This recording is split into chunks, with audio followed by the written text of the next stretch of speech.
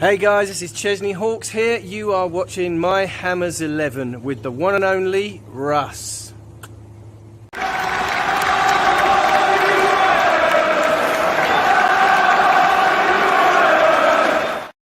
everybody, Russ from My Hammers 11. Hope you're all safe and well. If you're new to the channel, please consider subscribing, hitting the bell icon so you made aware anytime we put new content on.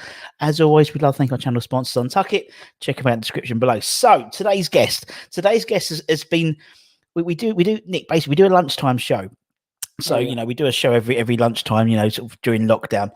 And people said, we need to get Nick on.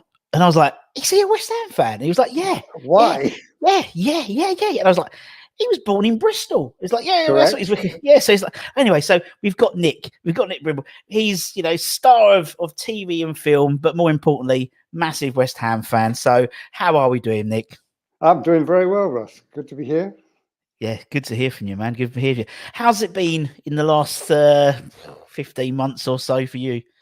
Well, it's been perfectly all right for me, to be quite honest. I'm on a TV show which we managed to shoot a series all the way through lockdown last time. Brilliant. It got closed down a couple of times, and then we got through it in the end, and then we're starting again now. And I do voiceovers, which I've done, converted my little spare bedroom into a studio, hanging duvets all over the place. And I've been managing to do them as well. I did one for the Premier League a couple of weeks back, about maybe a month back. So that was fun. Brilliant. Yeah, so I'm still doing stuff. And I think it's hard for young people, really, you know, kids who are, I mean, in my business, if you're trying to work in the theatre like I did for years and years and years, they're all closed down. I don't know what you do, nothing.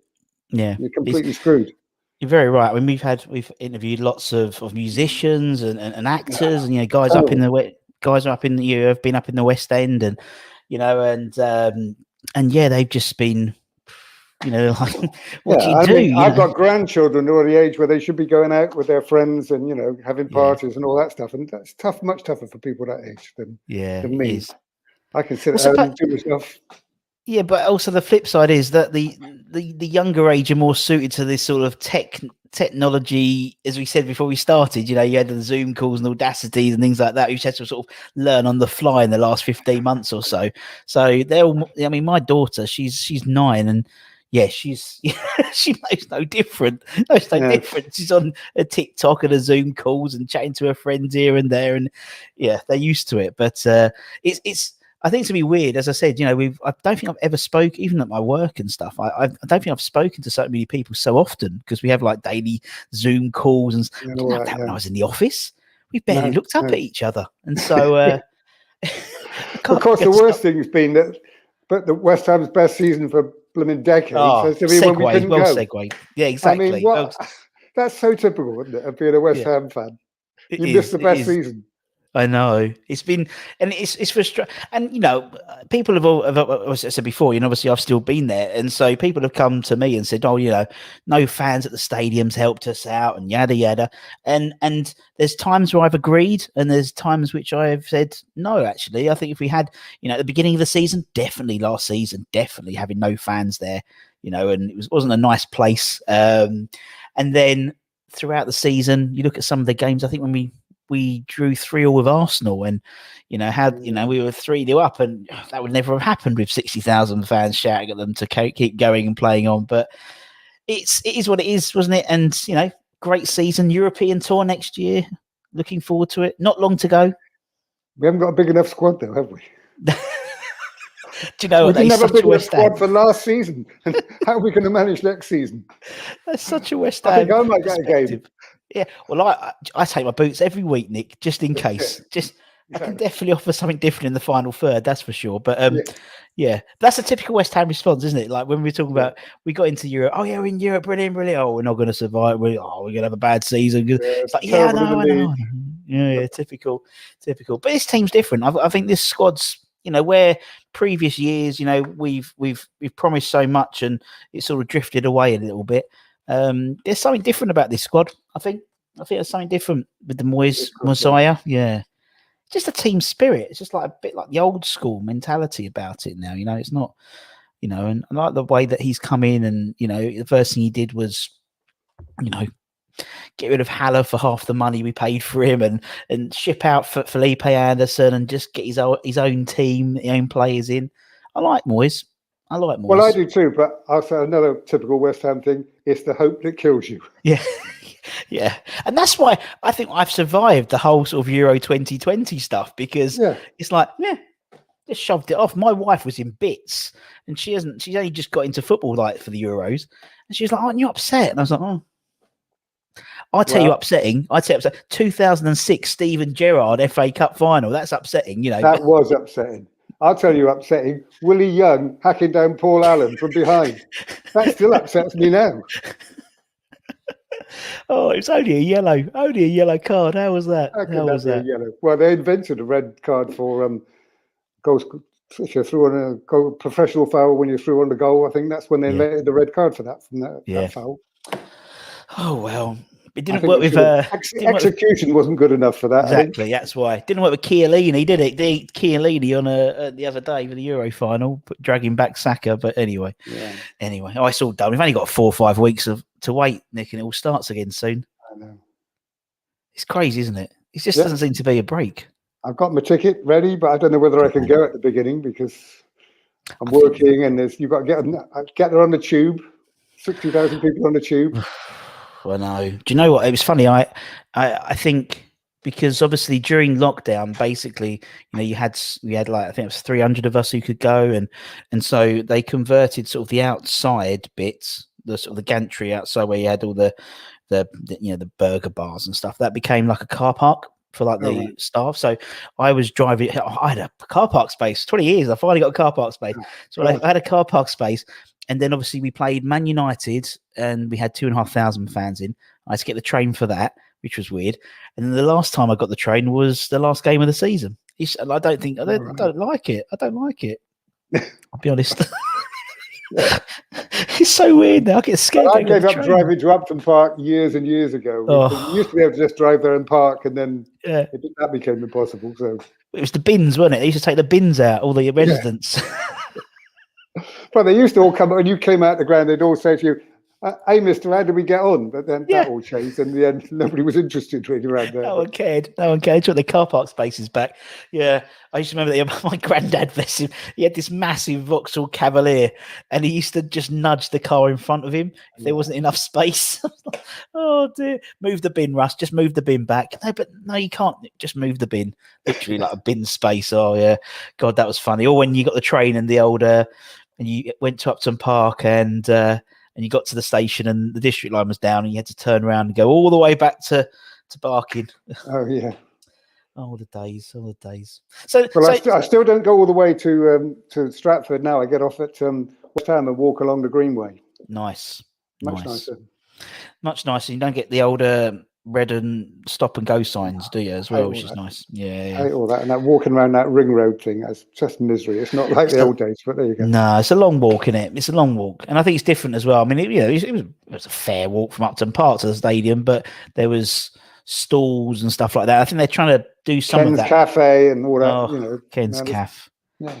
All those burger vans, which you didn't quite know what meat was being sold. But it was always £1 on the way out. That was last week's or last month. Yeah, exactly. It's £1 though. It doesn't matter, does it? It's £1. I don't care. I love it. And always there was that smell, and always the smell of horse manure as well. That just Green Street. Horses, yeah. Oh God, dear. Never cleared up. Anyway, we reminisce as we always do on this channel, Nick. The first question I want to ask, 8.5 minutes in, that's not bad for me actually, is why West Ham, Nick? So you're born in Bristol. What for? I could have escaped this misery, but no. Exactly. Yeah, I was born in Bristol, brought up in Bristol. I went to a school that played rugby, and my dad used to take me to watch rugby at the weekend, so I was a rugby supporter, always watched rugby. And I only ever saw football really, or cup finals on somebody's TV. We didn't have a TV at our home, but we used to go in somebody's house and watch the cup finals. And then I went off to university 62, and I did a postgraduate degree, finished in 66. And that's when, of course, West Ham won the World Cup, and I became aware of them. Although it wasn't the mayhem that it is now. I mean, people go on as if it was the same. In 66, not everybody was watching football. Yeah. It wasn't my primary concern, I know, because I was just leaving university, and I got a job teaching at the University of Baghdad. So I was leaving Brighton, where I was at university, and going to Baghdad, and I was getting myself ready and thinking, what the hell have I let myself in for? But I was aware of the football as well, you know. Yeah. So as far as I was aware of the football, it was just West Ham, and they therefore became the team I looked out for. And then years later, when I changed my career and everything and decided I was laughingly going to be an actor, I was friends with this guy called Roger Martin, who worked on oil rigs. He had a little bit of money, more than most people, because he worked on oil rigs. And he had 2 season tickets for West Ham. And because he had a bit of money, he not only lent me some money to get the deposit on my first house when I moved up to London in 1973, but I became part of going to West Ham with him. So, as I say, he had 2 season tickets up in the East Stand, up in what later became the family enclosure up there. Yes, and there was 3 of us used to go together. Roger, who's from Ireland, a bloke called Frank Dobson. Do you remember him? He's became MP for Holborn, I think it was. Labour MP. Yeah. He's from Yorkshire, and me from Bristol, from the West Country. So sounds like start of a joke. So this is, well, my pitch here is that normally on these sort of things, people say I was born into it. My granddad took me when I was 2 and all that. Now we're the people who do not have any reason except we're fans. Yeah. And so I started going in 73 and I've never stopped. Amazing. And add to that, I've got another good friend, I don't see a lot of him, who I got in touch with through West Ham. He's a bloke called Dragomir. He lives in Serbia. Yeah. And he's a mad West Ham fan. And he shares in an extra ticket I've got. He comes over twice a year to watch a couple of West Ham matches, and he watches every single match back home in Serbia, and I communicate backwards and forwards to him about the game. So we represent the people who are not East Enders, but we're still just mad West Ham fans. Out of towners, they'd call us. I'm an out of towner as well. Essex. Yeah, exactly. Out of towners. I don't think Essex is quite as out of town as Serbia or Bristol. It'd still say it's out of town. Still say I'd still be calling out of towner. That's true. It's funny. I've been very I think we've interviewed coming up to 400 people, whether they're players or fans and stuff like that. And we've interviewed guys from, where you've from Brighton to Baghdad, Bangalore to Brisbane to somewhere in America beginning with B. I can't think, but all over the place. And some people, we do a lot of stuff for the Iron Supporting Food Banks, and there's people donating from the Singapore Hammers and things like that. They're never going to step foot in Newham in their life, but they still donate because it's a charity to do with the area which they support. And a special bunch of fans. My friend Dragomir does come over every year to see a couple of matches, but then he's not really like me in that he is a proper football supporter. I call a proper football supporter. I don't care about football except West Ham. I only watch other games. I watch, I will only watch like a Chelsea match if I think we're going to be playing them and I want to see what we're going to be playing, etc. I'm not really interested what happens to any of the rest of them. Whereas my mate Dragomir, he'll come over for like 10 days. He'll see 2 West Ham matches. For some reason, he watches Yeovil matches. He'll go and see a couple of conference games. He'll go up and see something in Scotland. And then he'll go back and he supports Partizan back home. He travels everywhere because he loves football. I don't care if it's not West Ham. I'm not interested. I'm the same. To be honest, I'm very much the same. It's very rare. I've got a little bit sort of encapsulated with the whole Euros, but I think part of that was because of Declan Rice. And so and so I was still watching, and then I have all the Czech boys or Yarmolenko and I would always get that sort of sense of relief when Dec was substituted, because I could relax.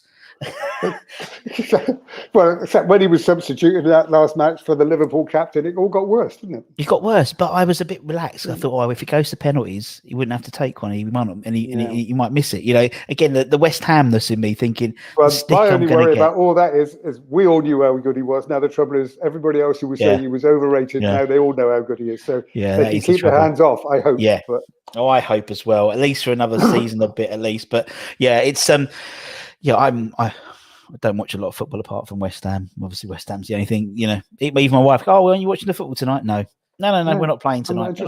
I don't have Sky or any of that stuff because I don't care. I'm not interested. I don't watch football.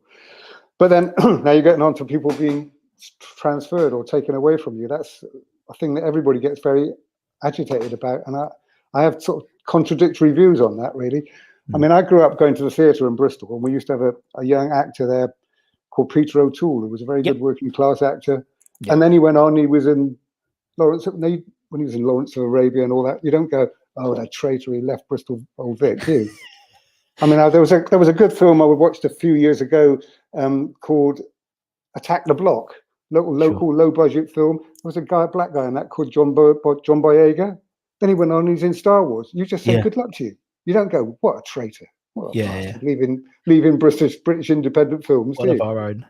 But on the other hand, you know, if people go, that's why you won't find Rio or Lampard or Joe Cole in my team, because they went. They went, and I think it's it was funny. We interviewed lots of ex-players as well, and that sort of question that I sort of spoke about recently. Young Michael Hughes, remember Michael Hughes, little winger, tricky winger from Northern Ireland, lovely bloke, and we were chatting, and was it him that scored against Man United? He did score the goal. Yes, he did score the goal that stopped Man United winning the title when we drew 1-1. Blackburn won it, and also the first Bosman signing. There we go. And we were talking about sort of transfers, and he says the trouble is with money in the game now. I think, you know, there's a disconnect between the fans always have this view of they should be playing for the love of the badge and and with the foreign influence and also with the money in the game, that for a lot of the lads it's a career. You don't get Mark Nobles anymore now. You just don't. Well, in my business, it's a career too. You don't stay at Bristol, you go on to films if you can. But on the other hand, we are as fans. You stay with your team. You can change. You can change your wife, but you can't change your football team. That's the way it is, I'm afraid. But, now you tell me. It's true. That is true. You are very right. He is very right. And I just think it's sometimes, and it's funny because some people, like, I remember, like in the summer last year, we were almost walking Declan Rice to Stamford Bridge. The assumption was that he was definitely going. He was like, okay, good luck to you. Okay. But then, I don't know, 15 years ago, Scott Parker left to go to Tottenham and he was vilified. And, you know, it's just like, we pick and choose.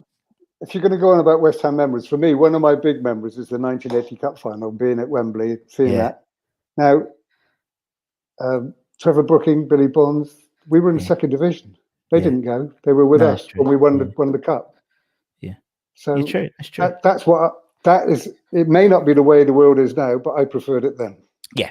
No, totally. And I mean, when we interview people like Tony Gale, I remember we interviewed Tony Gale once, and he said that he was at West Ham for 11 years, and for 10 of those years, it was a testimonial for someone in the squad. And there's reason why, you know, you can. I went to a Frank and Tony COYI and Mark Ward night the other week, and there's a reason why it's sold out. You know, there's not the stories aren't going to change. It's the same stories, but people go because they represented a certain time and showed loyalty for the club. And, you know, in the same way, I don't think that, you know, 25 years time, we're going to get an evening with Sebastian Haller and Felipe Anderson, you know, at the Queen's Theatre in Hornchurch. Listen, Russ, I would like to come back and redo this interview in 10 years' time and then put Declan in my side, but I doubt it. Yes. Who knows? You just don't know, though, with West Ham. You know what I mean? As I've got these permanent, like, claret tinted glasses on about Declan Rice at the moment. You know, in terms of, you know, look who he looks up to, Mark Noble. That's what I'm saying. Me too, but just let my dreams fade and die. We're so used to it. Exactly, it's like so different, isn't it? Oh, so eloquently put. So obviously, you went to 1980 FA Cup final. I mean, obviously, the last time you actually won something apart from the Intertoto Cup, of course. We forget the Intertoto Cup and a couple of Betway trophies. And the promotions, you know, for the playoff promotions. I was there at Wembley for that, and I went to the Cardiff ones. We didn't win all them, but I went to the one against Blackpool. Oh, that was great, wasn't it? Yeah, that was great.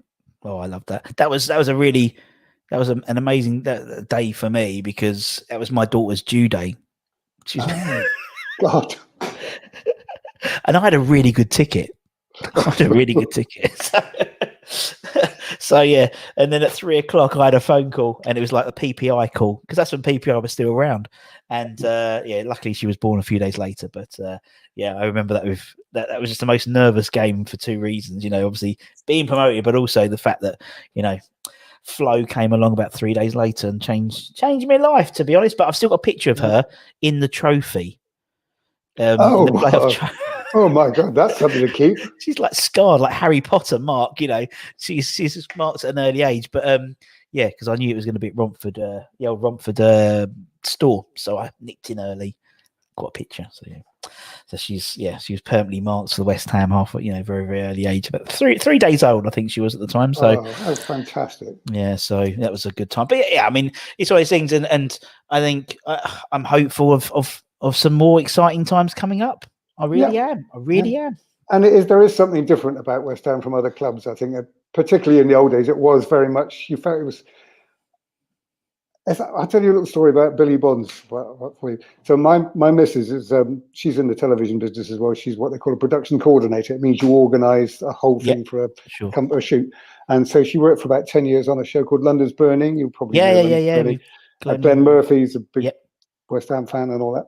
And somewhere in the late 90s, when Billy was a manager, they said they were going to try and do a little, on the weekends they do charity things. So they were going to do a charity match to raise money for something or another. I can't remember what.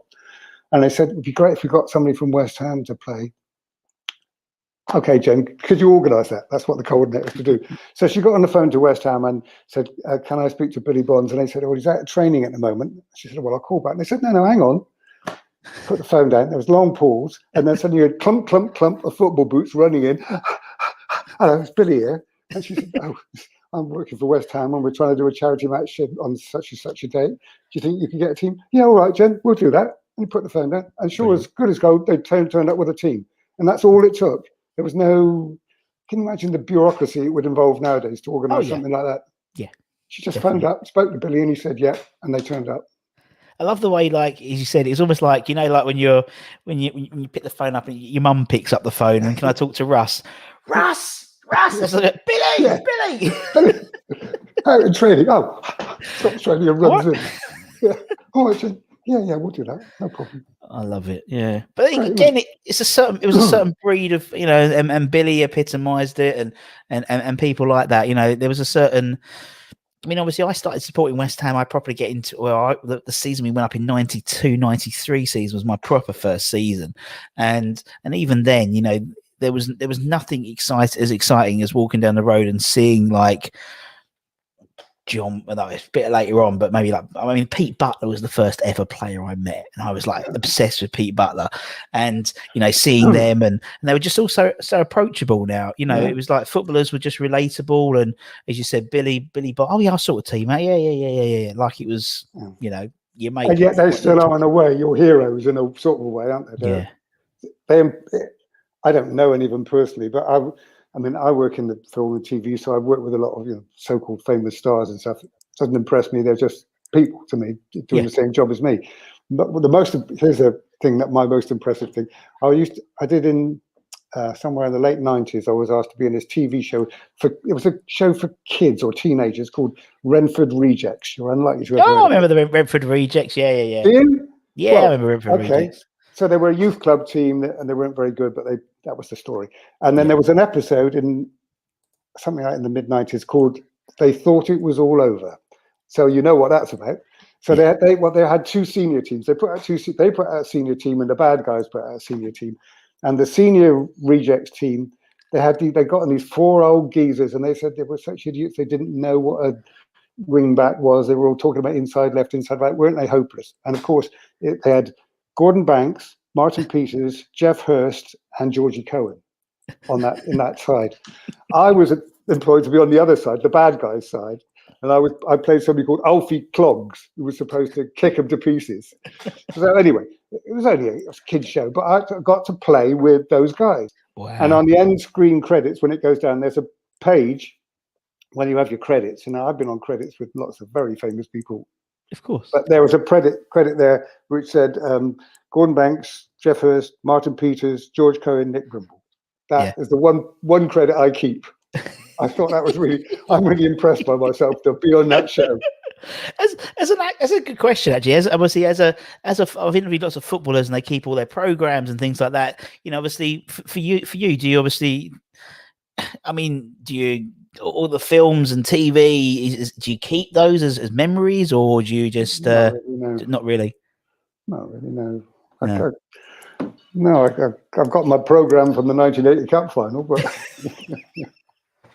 that's the important stuff, Nick. That's what I mean. exactly. Important. Yeah, you might have, been on Knights Tower, Keith Led. Yeah, you might have done that. Yeah, you might have done Robin Hood. Yeah, but you were at the 1980 FA Cup final. See Trevor Brooking score that. They're only scummy actors, the same as me. I mean, what's nothing impressive about that? I love it. Oh dear. Right, let's talk about your Hammers 11. Now, obviously, as you said, you've got in the background that I didn't play football growing up. I'm not a fool. I don't know much about what I'm talking about. All I know is what I like. So it may not make any sense as a team. I don't care. Nick. It's your team. I'm not a manager or a coach. It's my team. It's your team. Okay, so what are we starting in goal, are we? Starting goal. Let's start in goal. Go on in. Well, now, again, I've got a dilemma straight away. I think Phil Parkes might be the best goalkeeper of my era, but I can't ignore Ludo because of that match against Man United, can I? Yeah. So I've got to pick Ludo. Yeah. A giant of a man. I just remember there, although I remember the 80th Cup final, I remember being there with him stopping everybody, and as you say, Hughes scoring, and what was it, a draw in the end, but we stopped them winning, and it was just a great atmosphere. And Ludo was just such a good character. He may not be the best goalkeeper, I don't know, but he certainly was good, and I'd have to pick him, I think. Yeah. And for me, I was interviewing the guy the other day, and we was talking about Ludo, and he just seemed to be. I mean, obviously, in my from sort of the early 90s onwards, he seemed to just be in goal forever. He was always in goal. Yeah, he was. Did seem to be. He did seem to be. Yeah. Towards the end, maybe sort of. The thing is, I always get this impression. My granddad, God rest his soul, he always called him Loopy Ludo, and it's still in my head. So I always think, Loopy Ludo, bless him. But top man, absolutely, and love the club. Absolutely. Love the club. Absolutely. So we can put Phil Parkes on the bench. Phil can go on the bench. Yeah, we'll put Phil on the bench. He'll be all right. With that. He'll be okay. He'll get his appearance fee. He's fine. Right. Okay. Let's move into defence then. Okay. Well, in the middle, although I didn't see a lot of him, but how can you not have Bobby Moore? I mean, sorry. You saw. Yeah. Everybody will have had him there, but you can't not have him, can you? No, you definitely not. And I'll put Alvin next to him, I think. Oh, good old Alvin.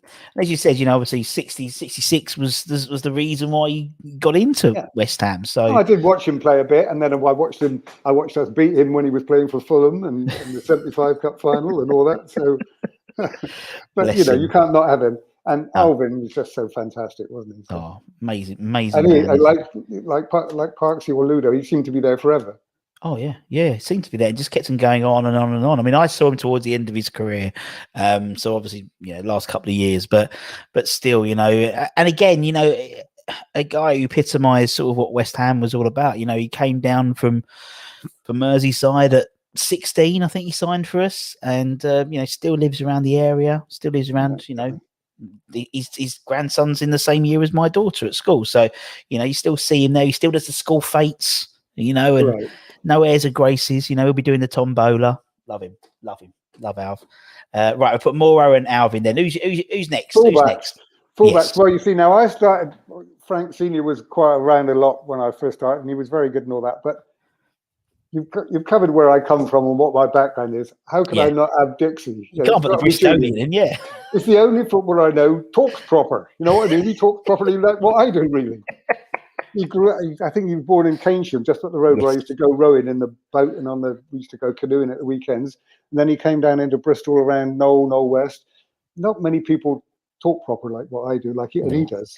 I mean, I don't know if you watch rugby at all, but there's a guy called Ellis Genge who plays for England now. He's from Knoll West. He's another one who talks proper. He's a good player too. Big lad, isn't he? He's a tough guy. But with Julian, you need a bit of steel in the side, and Julian certainly had that, and he was good as well. Yeah. And he could take a penalty, couldn't he? We'll show them boys on Sunday how to have taken the penalty, that was for sure. sure. Even if you get your hand to it, it goes in hand and all, doesn't it? It doesn't Peter Schmeichel for his penalty, wasn't it? It sort of bent his arm back. But yeah, I love Julian. He's a lovely bloke. My office is split between London and Bristol. Just as a little side, yeah. I can't remember. I don't know. I never remember. I know how to get there, but I don't know where it is. I know it's near a McDonald's. Does that help? That's what I can remember. I really left Bristol properly in '62. There wasn't any McDonald's then. I still used to go back to see my mum, obviously, and all that. But yeah, I grew up there. Everything was there, and it was in those days. It was a different place. I remember once, just before I was going to university, and I had to come up to London to get something. And I was buying something in a shop, and I said, "I'm going to London." And the girl said to me, "What, today? It's like another world. It's as if you needed a visa or something." But now people commute now.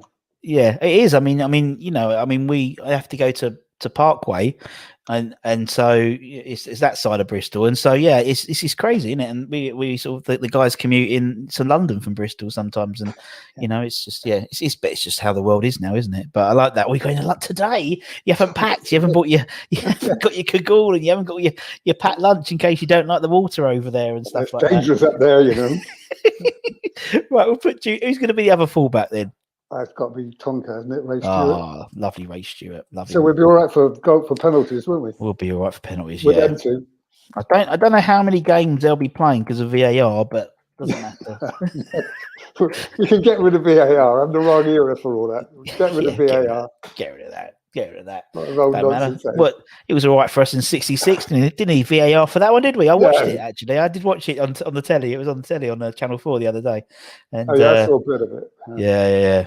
That was the different commentary, wasn't it? It wasn't because it was the BBC one that had they think it's all over. It was the ITV commentary for it, which wasn't. It just didn't sound right. No, it didn't sound right because it's anonymous, isn't that last part where he's like he doesn't do it. He goes, "What?" Some people are on the pitch. They think it's all over. It is now. It is now. Absolutely brilliant. But they got the colour wrong because they all had red shirts, and I thought they were claret and blue shirts. England team had that because I was hoping we'd get the double. I was hoping we'd be able to do the double and win the Euros as well as the World Cup. No, the Euros we only had one hammer, so that's why you see Mark Noble would have taken a penalty. That's for sure. Would have done. And Antonio, he knocked one in, didn't he? Man United away last season before last. Right, okay. So we've got Stewart, we got Moore, we got Martin, we got Dixie, we got Ludo in goal. Let's go into midfield then, Nick. Who we got? Midfield. Well, in the middle. I'm sorry, but this is my era. It's got to be Bonzo and Sir Trev, wasn't it? Really? Yes. The two of them together, that silky, the way he just turned and the ball, he didn't seem to touch it. He just turned, went with it, and everybody else fell over. Everyone says that about him. Everyone says that. It was just so easy. The ball would come to him, and he just sort of turn and let it run, and he didn't even seem to touch it. But the other guys just fell down. And if anybody tried to stop him by kicking him, Billy would sort him out. Yeah, it's so true. And it's interesting actually because I was talking to someone about the sort of Bonzo and Brooking, and for me, they sort of epitomise. If you categorise like West Ham cult heroes, West Ham legends, they feel basically they're either in a Billy Bonds like Venn diagram or they're in a Trevor Brooking Venn diagram. They're either silky players like Bond, like that Brooking, and Payet and people like these sort of very silky players, or they're tough men like Billy Bonds, Julian Dix, and it's like, and that combination books, but the work together. Player. That's why, although I know he was in defence, but when we moved into midfield and played with Brooking, that's what I really loved. The two of them together, they weren't the same, but they gelled perfectly. I know exactly what you mean. Okay, we'll put Sir Trevor and Billy. And then attacking wide. I was about to say, you've got 3 players named after stands at West Ham. Well, I sit in a Billy Bond stand, so there we go. And in the 66 seats. Yeah, I'm very pleased when they named it. That was the best thing about moving there. I don't like anything much about it, but when they named the stand after him and all that, was great. That was a nice day when they did that as well. Clapped straight at us. I love that. Yeah. And he had a little talk with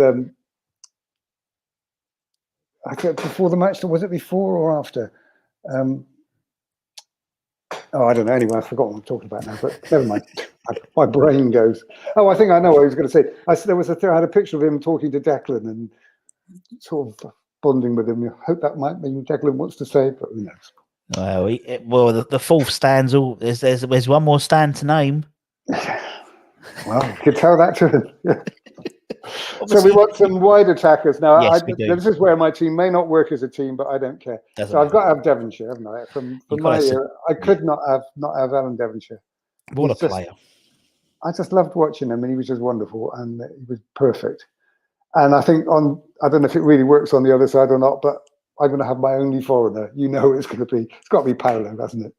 Yeah, put Paolo in. Yeah, he'll do it. He'll do a job there. He'll do mad as a box of frogs, but he's just wonderful and lovely. And you still see him interviewed wearing a claret blue suit. Oh, crazy, isn't he? He's round the bend, but he was just brilliant for us, and it was a lovely time. And he epitomised. You know, we say sort of the Bond or Brookings sort of like types of player. In a weird way, Paolo was a little bit in the middle, because he was like he'd think I mean, pushed over a referee, for God's sake, but also that ref took a dive. He did. we interviewed Nigel Winterburn the other day, and he was saying, he said, I said, what happened the first day you turned up? Because obviously Paolo was there and you're there and you shouted, and he went, honestly, they took the piss, and they basically made me sit next to Paolo in training, like. But he says, we had a giggle, we had a real fun time. But yeah, he was just crazy, Paolo. He was an entertainer. We want to be entertained, don't we? And he does, and he was fantastic. I love Paolo. Right, okay, so we'll put Paolo in. Although you put him in a position, you know, he'll just go wherever he wants. Yeah, exactly. So that's right. Then I'll play with two strikers. Now, there you go. I started with Jeff Hurst. You should have, but I'm not going to. He'll have to go on the bench, I'm afraid. Yep, fair enough. When I started, really, it was Pop Robson, and I used to love watching him. Oh, lovely. And I loved it when it was Psycho Cross was there. But from my era, I've got to go with Frankie back in TC, haven't I? Really? Oh, they'll be happy. Frankie and TC. What a great time that was. And I loved the fact that at that time, when it wasn't on TV, nobody knew who Frankie Mac was. Nobody knew who he was, except us. Yeah. And he was just great. And we should have won the league that year. Should have done, yeah. Yeah, should have done. And I think with those two, it's funny. I was talking to Mr. McAvenny the other day, and we was talking about a football. It was either Football Focus or some sort of whatever the program was at the time, and it was him on Tower Bridge or something like that. They were stopping people and saying, "Do you know who this is?" And everyone said, "No." And he was like, I couldn't believe they made me just sit here. They made me stood there. Like, do I know who this man is? And they said no. And I was like, I scored how many goals in the league this year? And they still don't know who I am. It wasn't on TV. Yeah, absolutely crazy, isn't it? Crazy. And again, that's such a typical West Ham thing. You know, the season was our best season ever. There's hardly any footage because it wasn't filmed. In the same way that the last season was one of our best seasons of all time. There was no bugger in the stadium. It just made no sense. But unlike obviously, but you could see every bloody game last year, so it was a bit different. But yeah, right. Okay, so let's have a look at that team. There we go. Right, where is it? There we go. When I press the right button, there we go. Oh, what a team! What a team! Doesn't look too bad, does it? Does it make any sense? I think it does. Yes, of course it makes sense. So, are we allowed a bench? Because I can put Bob Robson into the bench as well. Definitely if he stays, goes in the bench. Yeah. Tricky Trev Sinclair's got to go on the bench. How many are we allowed? Antonio, no. It's about 50 now, isn't it? Can I have pre-injury Dean Ashton and pre-injury Jack Collison to go in there as well? What great, pre-injury, Because what a terrible thing that happened to both of those two. Mm. They're just lovely. They're lovely boys as well. I mean, Jack's having a great time at Atlantic United. Where is that? That's in America somewhere. Where is it? Atlanta. Yeah, Atlanta United. He's the second team coach now. Well, good luck to him.